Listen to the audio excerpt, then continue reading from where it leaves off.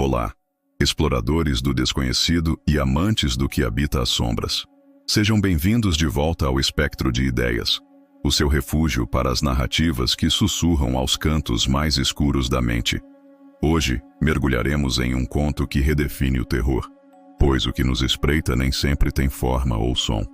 Preparem-se para O Eco do Silêncio. Luísa, uma ilustradora de livros infantis, encontrava consolo e propósito nos traços delicados que davam vida a florestas encantadas e criaturas amistosas. Seu apartamento, um santuário de cores e imaginação, era seu porto seguro. Até que o silêncio, antes seu aliado, começou a traí-la. Sutilmente, quase imperceptivelmente, um som estranho surgiu. Não uma batida, não um arranhão, mas um eco. Um eco que parecia vir de dentro das paredes, um respiro abafado, a reverberação de algo que não fora dito, mas sentido. Luísa tentava ignorar, mas o eco crescia, transformando o aconchego de seu lar em um palco para uma orquestra de nada. Ela tentou gravar, mas o som, ou a ausência dele, nunca era capturado. A solidão se tornou um fardo pesado, e a sanidade, uma linha tênue que ameaçava se romper. Desesperada, Luísa buscou refúgio na amizade de Ariel, um cientista de dados de mente cética, mas um coração protetor. Ele ouviu suas histórias de ecos fantasmagóricos com uma mistura de preocupação e incredulidade, sugerindo o cansaço ou o estresse como culpados. Mas Luísa insistia. Era como se o próprio silêncio gritasse. Ariel, movido pela afeição à amiga, decidiu investigar, trazendo seu arsenal de equipamentos de áudio profissionais para o apartamento. Horas se passaram em um silêncio tenso, sem que nada fora do comum fosse detectado, até que, finalmente, um som quase inaudível se revelou através dos fones, não um eco, mas uma pressão, como se o ar fosse sugado e liberado lentamente, em um ritmo constante. Era o silêncio que Luísa ouvia, mas com uma camada de profundidade que beirava o terror. Ariel, com sua mente analítica, teorizou sobre ressonâncias de baixa frequência, sobre algo vasto e pesado, movendo-se com uma lentidão inconcebível, ou, mais assustadoramente, algo que não se movia, mas absorvia. Com o passar dos dias, o eco se tornou uma sinfonia de vazio. O apartamento de Luísa, antes vibrante, começou a murchar. Objetos caíam inexplicavelmente, plantas morriam mais rápido e as cores desbotavam, como se a própria vitalidade estivesse sendo drenada. Luísa sentia-se exausta, consumida por pesadelos onde era puxada para um buraco negro de som ensurdecedor. Ariel, cada vez mais intrigado e alarmado, mergulhou em pesquisas, descobrindo relatos obscuros de zonas de silêncio, onde o som era inexplicavelmente absorvido, levando ao pânico e à doença. A verdade, contudo, era ainda mais sombria. A frequência detectada, revelou Ariel a uma Luísa pálida, era quase idêntica à frequência de absorção de matéria escura.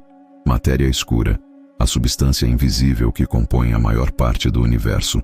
Não um portal, não uma fenda, mas uma ferida no tecido da realidade, e ela estava se alimentando. O ponto mais forte da frequência, onde Luísa sentia a maior perturbação, revelava uma sutil distorção no ar, uma ausência de imagem. Era um vazio que crescia, faminto. A madrugada trouxe o ápice do terror.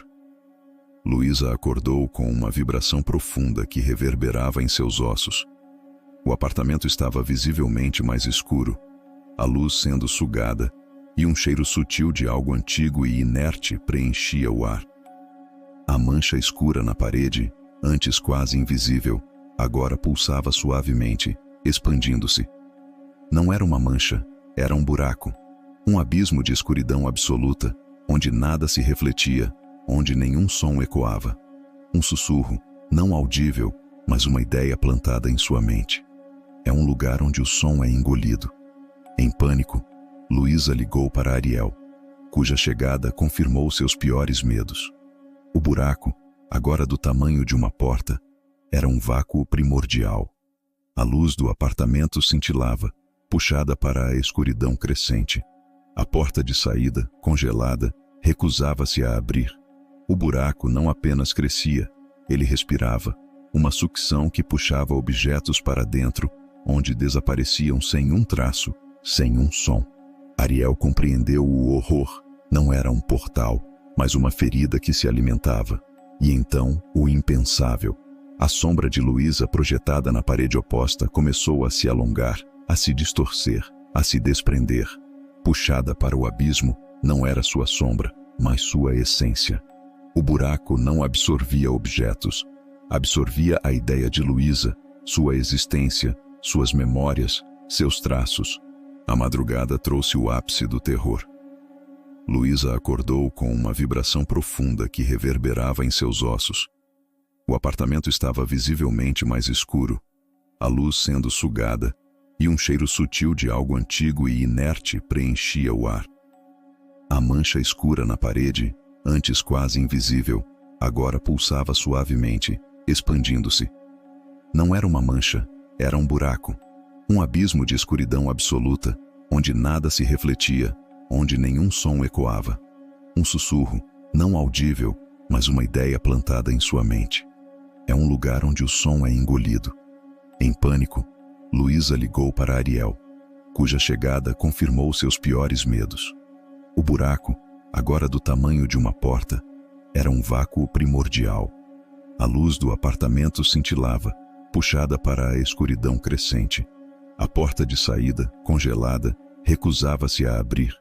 O buraco não apenas crescia, ele respirava, uma sucção que puxava objetos para dentro, onde desapareciam sem um traço, sem um som. Ariel compreendeu o horror. Não era um portal, mas uma ferida que se alimentava. E então, o impensável. A sombra de Luísa projetada na parede oposta começou a se alongar, a se distorcer, a se desprender. Puxada para o abismo, não era sua sombra, mas sua essência. O buraco não absorvia objetos, absorvia a ideia de Luísa, sua existência, suas memórias, seus traços. Em meio à luta desesperada, Luísa sentia sua força e sua memória esvaírem. Ariel, segurando-a com todas as suas forças, gritou, tentando resgatá-la daquele abismo de anulação. Luísa, o que você está desenhando, o que você está criando, é a única coisa que te define, que te mantém real. As palavras ecoaram. Luísa olhou para seus desenhos na mesa, as folhas se desprendendo, sendo tragadas pelo vácuo. Uma epifania. O eco não era um som, era a ausência de som que o vazio produzia. E o vazio não queria entrar. Ele queria absorver. De repente, Luísa lembrou-se de algo que havia desenhado.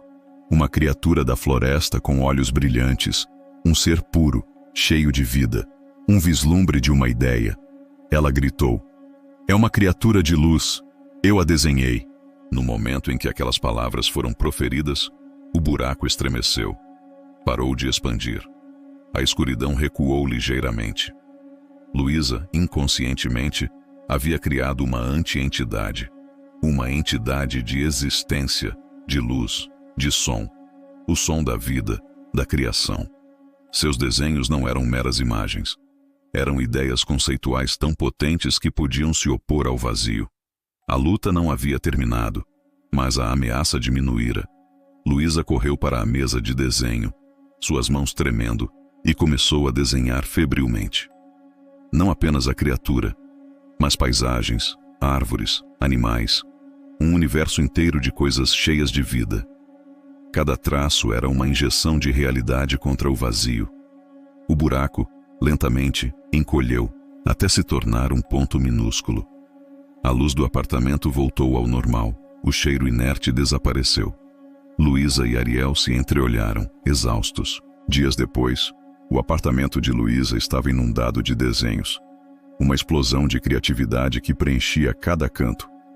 Ela desenhava compulsivamente, não mais por medo, mas por um foco intenso. O pequeno ponto escuro na parede, a cicatriz do vazio, ainda estava lá, um lembrete constante. Luísa sabia que, se parasse de criar, se deixasse de preencher o mundo com suas ideias, o buraco voltaria. Ela olhou para Ariel, um sorriso sombrio nos lábios. Eu não posso parar. Nunca mais. Ela salvou a si mesma, mas estava acorrentada à sua própria criatividade, e o pequeno ponto escuro na parede A cicatriz do vazio era um lembrete constante de que o silêncio pode ser a coisa mais aterrorizante de todas. E assim chegamos ao fim de mais uma jornada pelas profundezas do terror psicológico. O eco do silêncio nos lembra que os maiores horrores podem não vir de monstros visíveis, mas da ausência de tudo que nos define. O que vocês acharam desta história? Compartilhem suas impressões nos comentários e, se gostaram, deixem o seu like e se inscrevam no canal para mais mergulhos no inexplicável. Até a próxima, e que os seus pesadelos sejam apenas sonhos.